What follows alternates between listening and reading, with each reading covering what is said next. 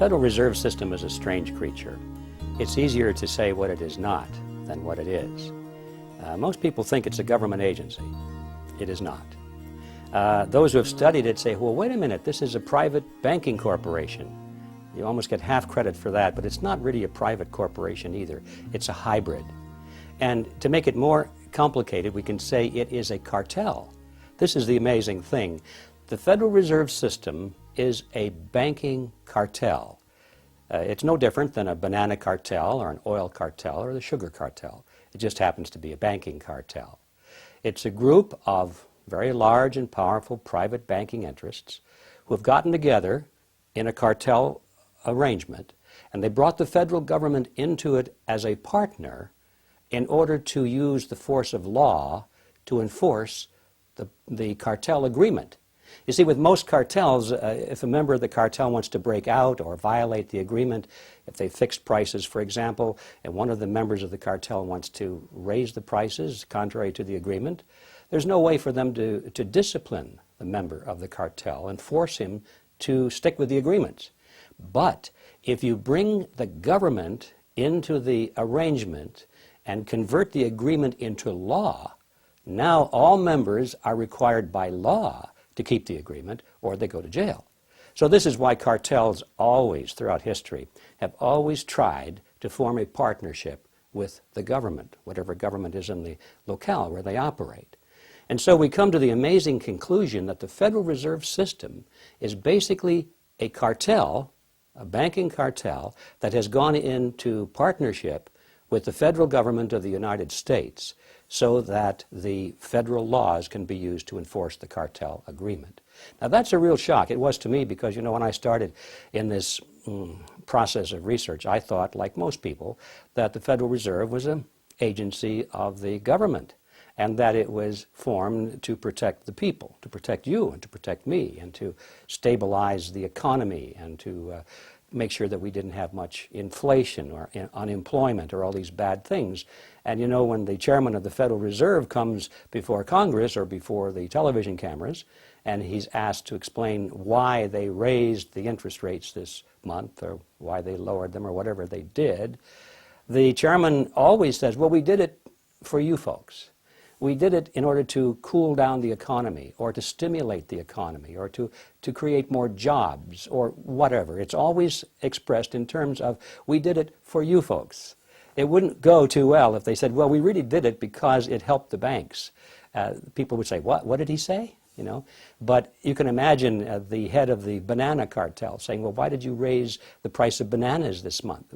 Well, we did it for you folks to make sure that that there would be enough stimulus in the economy that we would always have bananas, you see. Anyway, back to the question. What is the Federal Reserve System? It is a cartel, and it's a hybrid organization. There are very few like it in existence. It seems to have some of the characteristics of a government agency because the government is involved, and it seems to have some characteristics of a private corporation because it's actually owned by private banks. But it's neither of the two. It's a hybrid.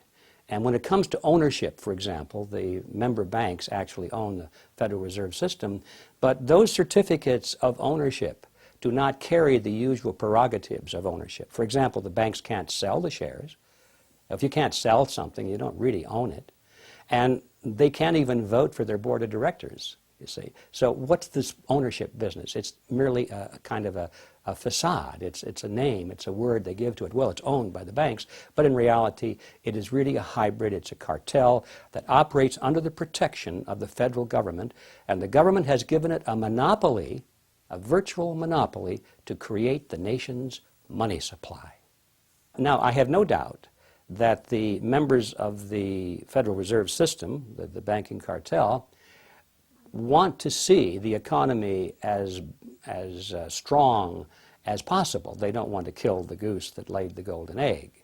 But you can be sure that when there is a conflict between the advantage of the cartel or the purposes of the nation at large, there has to be no choice. They always go for the purpose of the cartel because that is who they are. That is who employs them. That's where their money comes from. That's the reason for being. Now, the purpose of the Federal Reserve System really is to protect the large member banks from competition and to preserve their profit margins.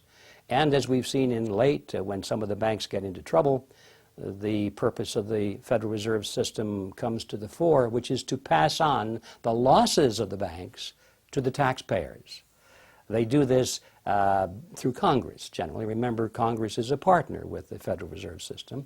And they go to Congress and they say, well, the banks are in trouble. Now, we don't want the banks to fold because that would be bad for the economy, right? That would be bad for you folks. And so, since it's for you folks that we're doing this, the congressmen kick in the extra money to bail out the banks, to guarantee the loans, to guarantee the interest payments from the countries that are going bankrupt and can't make their interest payments to the bank and so forth, whether it's Mexico or China or Russia or some country in Africa or Asia. They cannot pay, so they come to Congress. Congress says, we'll pay for them.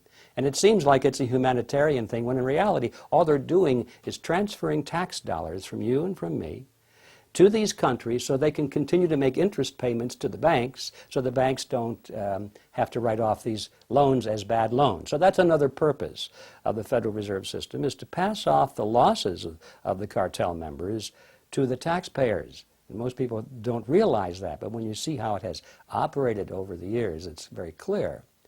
The purpose of the Federal Reserve System is to promote the best interests of the banking members of the cartel. So what we have here is a banking cartel which has gone into partnership with the federal government, and they've used this cozy relationship so that the government has given the banks the power to create the nation's money supply.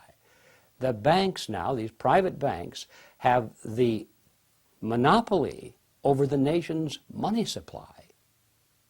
And that's not too shabby a deal.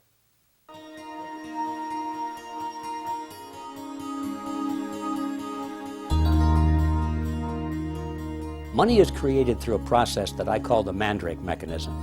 Now that goes back to the 1940s, when there was a popular comic book character by the name of Mandrake the Magician. He was quite a guy. He had this big black cape, and he could wave it around and things would disappear, and then he'd wave it again and they would reappear. He was quite a magician.